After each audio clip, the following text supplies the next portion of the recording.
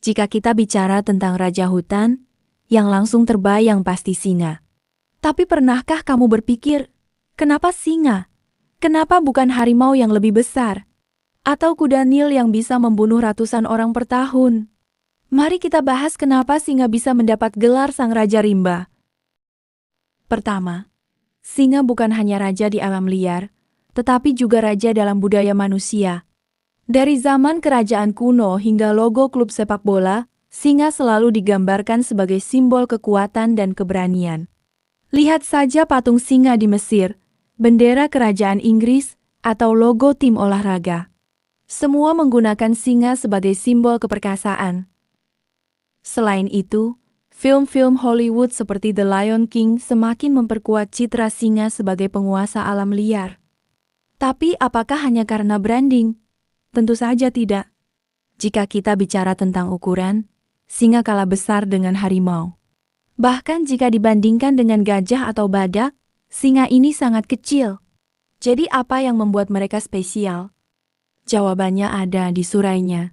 Penelitian menunjukkan bahwa singa jantan dengan surai lebih gelap dianggap lebih kuat dan menarik bagi betina. Surai ini bukan hanya untuk gaya, tetapi juga perlindungan saat berkelahi.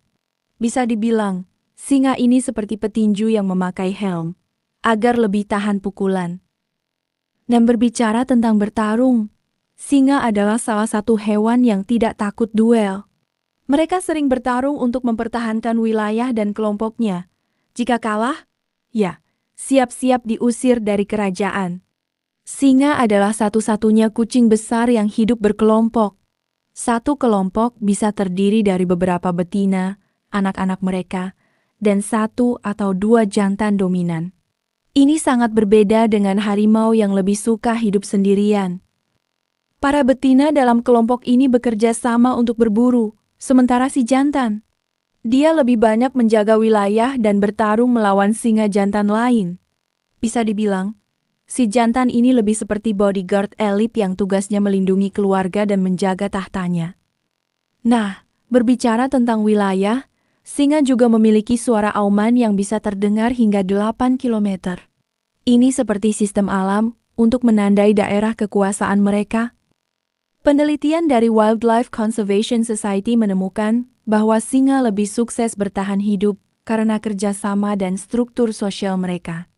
Dibandingkan predator lain yang berburu sendirian, kerja tim mereka membuat mereka lebih efisien. Bahkan cara berburu mereka juga strategis. Mereka tidak asal mengejar, tetapi menggunakan taktik untuk menjebak mangsanya. Jadi, selain kuat, mereka juga cerdas.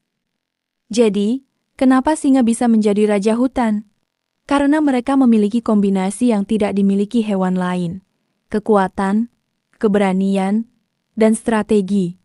Mereka bukan yang terbesar atau paling mematikan, tetapi dalam dunia hewan, yang bisa bertahan dan memimpinlah yang pantas menjadi raja. Bagaimana?